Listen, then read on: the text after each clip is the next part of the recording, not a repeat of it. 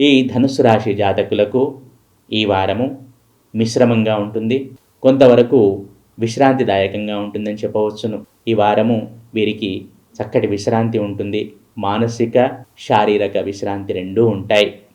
సాధ్యమైనంతగా దైవారాధనలో కాలం గడుపుతారు, కొంచెం పని ఒత్తిడిని తగ్గించుకుంటారు. అలాగే ఆర్థిక పరంగా కూడా కొంచెం వెసులుబాటు ఉంటుందని చెప్పవచ్చును. వృత్తి ఉద్యోగ వ్యాపారాల్లో ఉన్న ఈ రాశి జాతకులు ఈ వారము సత్ఫలితాలను పొందుతారని చెప్పవచ్చును. ఏవైనా కొత్తవి స్టార్ట్ చేయాలి అనుకుంటే చక్కగా ప్రణాళిక వేసుకోండి.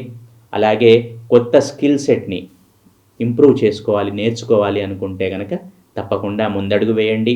నూతన ఉద్యోగ ప్రయత్నాలకై సంబంధించిన ఏ విధమైన పనైనా సరే ఇప్పుడు మొదలు పెట్టడం యోగ్యంగా ఉంటుందని చెప్పవచ్చును ధనుర్రాశి జాతకులకు. అలాగే ఆర్థిక పరంగా పెద్దగా చిక్కులేమి కనపడటం లేదు. మానసిక శారీరక విశ్రాంతి అనేది కొంతవరకు ఉంటుంది, వీరికి చక్కగా ఉంటుందనే చెప్పవచ్చును. అలాగే కుటుంబ సభ్యులతో చక్కగా గడుపుతారు, కాలం కొంచెం విశ్రాంతిగానే ఉంటుంది. విద్యార్థులైన ఈ రాశి జాతకులు కొంచెం ఆట విడుపును ప్రదర్శిస్తారు అని చెప్పవచ్చును. కొంచెం ఎంటర్టైన్మెంట్కి దూరంగా ఉండండి ధనుర్రాశి విద్యార్థులు. మిగిలిన అన్ని విషయాల్లో చక్కగా ఉన్నాయి. ఈ ధనుర్రాశి జాతకులు ప్రతినిత్యము శివారాధన చేయటం ద్వారా, ఏదో ఒక రూపంలో శివుడిని అర్చించటం ద్వారా సత్ఫలితాలను పొందుతారు.